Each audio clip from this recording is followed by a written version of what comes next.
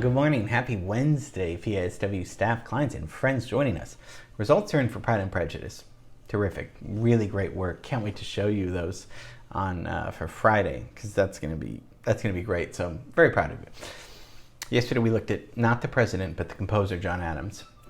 Important for bringing the style of minimalism, which is kind of a style of classical music, into the orchestra, in the way like Wagner and Sibelius would write for the orchestra. So that's one of the reasons what makes him great. But I was like, well, there's other minimalist composers, and this is the thing that I like about minimalism, because I know that's maybe a scary word, and when you hear, as we know, it means repetitive patterns, right? This is when I'm saying minimalism, we just need to review repetitive patterns. There's pulses, dicka, dicka, dicka. There's drones that sustain sometimes, but there's very pleasant consonant harmony that's involved. It's not dissonant music, so hopefully we're not scared of that term being, oh no, it's just the same thing over and over. If it's pleasant and the same thing over and over, that's good, right? I mean, I would think so. It's not noise. And we've talked about dissonant, noise. So that's kind of what, and they were very influenced by popular musicians, the founding minimalists, Steve Reich and Philip Glass. They were less interested in classical music in the early part of the 20th century that was becoming more of Schoenberg serial music, 12-tone music that was more academic. They weren't interested in that. They were more interested in jazz and pop music. So just a recap for what minimalism is. And we're going to look at a Belgian composer who's still living, who's doing minimalist techniques, but doing it in a way that's very pleasant sounding. He's super successful in Europe. I don't know if he comes to Los Angeles. Maybe we can ask him. So today we're going to look at Wim Mertens.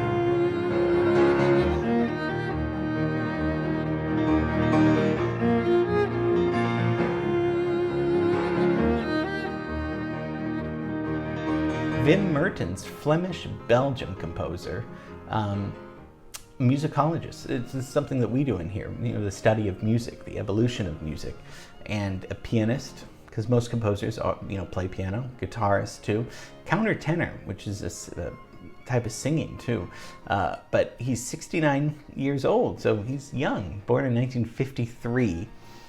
Where is Belgium? I mean, we know, but well, where is it again? So let's get our map. Let's leave Berkeley, because that's where John Adams lives. He's from the East Coast, but mostly a West Coast composer. Let's go to Belgium. So we're going to look at some of the beautiful pieces that Mertens wrote, but first go down through his life. He studied political science, actually. Very smart guy. It's just like Philip Glass studied philosophy and mathematics. So a lot of these composers are smart. So he studied that, graduated in 1975, and then studied musicology at the Ghent University, and then music theory. So got a really good, well-rounded education in social politics and music theory and musicology. So what do you do with all that? Write your own style of music. He has a very unique style of music. We're gonna take a look at it.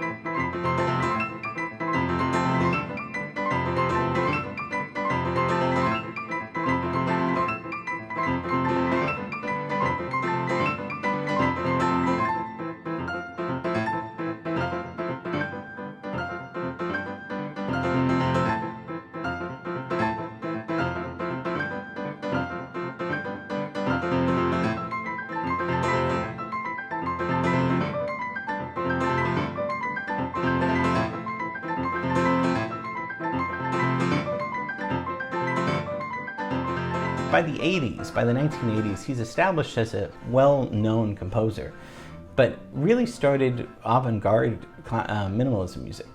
So his style, I mean, it's evolved, and part of it is smaller units.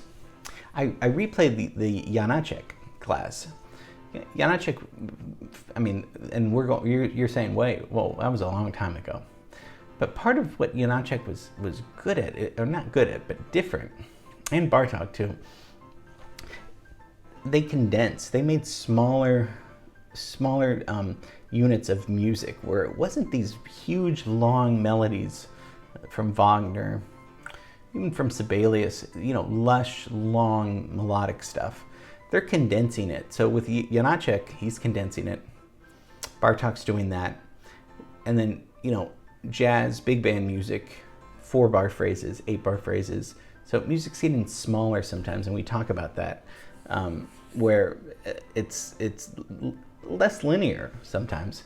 So Mertens is gonna do this, where he's gonna be repeating stuff, taking smaller units and repeating it over and over with building, because as we know, minimalism is not just the same thing.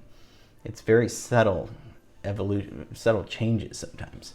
So, but he's also preserving a real melodic foundation. What I mean by that is there's 2 examples we're going to look at where there's just very melodic tonal chords going on.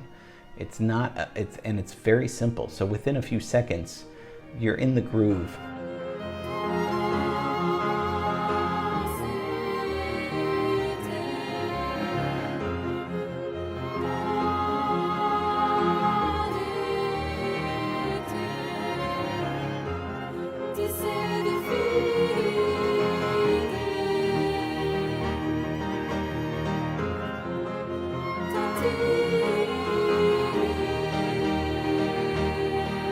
We're going to take a look at a few of his examples.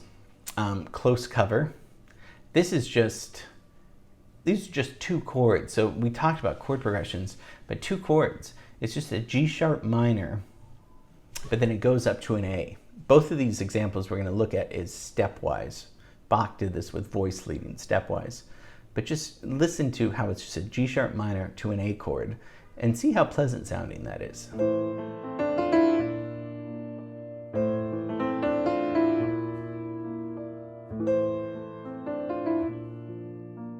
And with that, he's going to be creating, there's a melodic foundation in the left hand, but on top of that, he's going to be creating a very pleasant, nice sounding melody. So we're getting, again, a smaller unit of how he's creating this melody, where it's not giant steps, John Coltrane. It's not chord progressions or bebop, every bar. That's fine. We're just talking about, it's just not that at all. Maybe there's some jazz in this, but it's more pop music, I would think. It's slowed down pop music in a sense. I mean, we're figuring this out together, and I'm kind of free thinking, riffing on some of this stuff. So the other piece that is one of my favorite pieces, beautiful. A lot of people have done music videos on this piece, but it's called Often a Bird.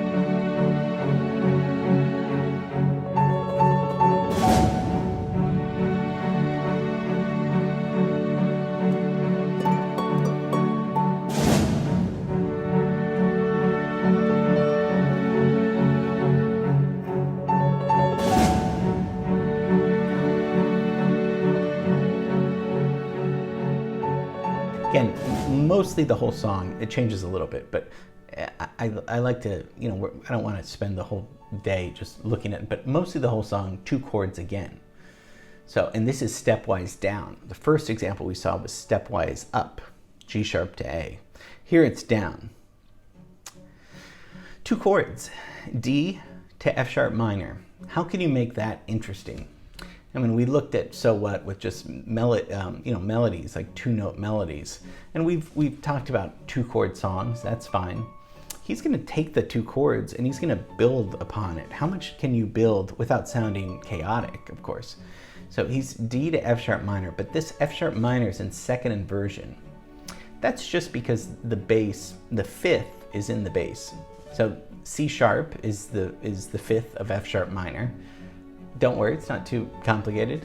And so that's why it's sounding a little different. As opposed to a D chord going to an F sharp minor chord, going to back to a D, he's doing D and then respelling the F sharp minor so it sounds close by. So it just sounds a little bit less elementary, less like a kid just playing 2 chords. I think that's what I hear. But it's again, so there is an inversion here, but it's just stepwise. And also, it's not jazz because he's not using that many 7ths and 9ths and 11ths, those kind of, chords. They're simple triads that he's putting a pleasant melody to. This is the foundation. So it's the tonal foundation of chords, just 2 chords, very, very pleasant chords. And what do you do with this? The melody is right there. So they're just triads, and this is what makes him this is the influence of John Adams. John Adams sounds more jazzy probably than Wim Mertens, but John Adams would use, like we saw yesterday with Harmonia Lara, just those big triads, boom, boom, boom, just this pounding, and they're not jazz chords. Not that 7ths, 9ths, not that those are just jazz chords, but for our purposes, we looked at Bill Evans again, where he would extend, and Bud Powell, they would extend the triad. Here we're just dealing with very simple triads, and this is going on now, and in the 1980s. So this is current stuff. So this shows you the music is changing, but that doesn't mean it's getting more complicated necessarily. It's just changing into, with using smaller units, minimalism, and pop music elements, changing into something simpler, but not so simple where it's just a kid playing 2 chords. So there's no jazz voicings, and Steve Reich does jazz voicing, so that's why Steve Reich doesn't sound too much like Wim Mertens. And neither does Philip Glass. So I was thinking when I was doing that John Adams would be a good example because they use just simple triads. But what do you do with those triads where they're not sounding like it's a kid song? What do you do? Well, John Adams played with the rhythm a lot. Wim Mertens is just using that pulse.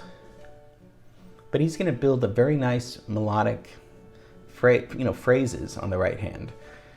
And what do I mean by building? Well, I mean, listen to this and listen how lovely this, when the strings come in here, how it's evolving into something bigger.